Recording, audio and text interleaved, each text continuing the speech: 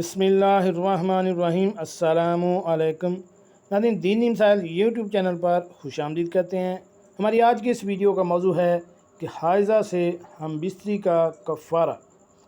اگر حیض والی بیوی سے ہمبستری کر لی تو کتنے روپے کا کفارہ دینا ہوگا؟ اہم اسلامی مسئلہ جو ہم میں سے اکثر لوگ نہیں جانتے۔ تو شروع کرتے ہیں آج کی ویڈیو۔ حیض والی عورت سے حالت حیض میں قربت کرنے سے رکنا واجب اور ضروری ہے، اس لیے کہ اس سے قربت کی بنا پر حیض کے خون میں شدت اور تیزی پیدا ہوتی ہے، کیونکہ رحم کی رگیں دباؤ کا شکار اور رکی ہوئی ہوتی ہیں۔ ان کا پھٹنا آسان اور جلد خراب ہو جاتی ہیں، اور اس طرح اندرونی پردے میں خراشیں پیدا ہونا بھی آسانی سے ہوتا ہے، جس کے بنا پر جلن اور خارش کے پیدا ہونے کے امکانات ہوتے ہیں، جو رحم کے اندر بھی سوجن اور جلن پیدا کرنے کا باعث بنتے ہیں، اور اس طرح مرد کے عضو تناسل میں بھی جلن اور خارش پیدا ہوتی ہے، جس کا سبب عورت سے اثنا قربت و خراش وغیرہ کا پیدا ہونا ہے۔ اگر کسی آدمی حالت حیض کے اندر بیوی کے ساتھ جمع کر لے تو اس صورت کے اندر شریعت کیا کہتی ہے کہ توبہ کریں یا کچھ صدقہ کریں؟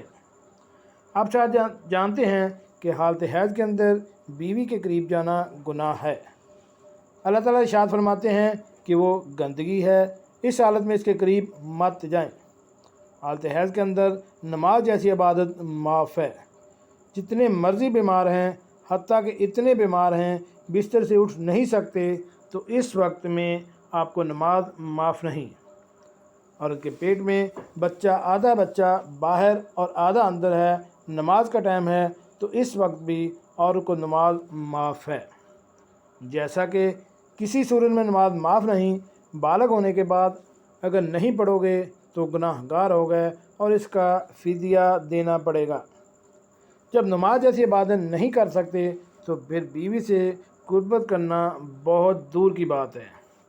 اگر کوئی آدمی اپنی بیوی کے ساتھ حالت حیض میں قربت کر لیتا ہے، اس صورت میں اگر تو وہ قربت دونوں میاں بیوی کی رضا مندی سے ہوئی ہے تو بیوی بھی راضی تھی، شوہر بھی راضی تھا، اس صورت کے اندر شریعت کہتی ہے کہ دونوں کو توبہ استغفار کرنی چاہیے۔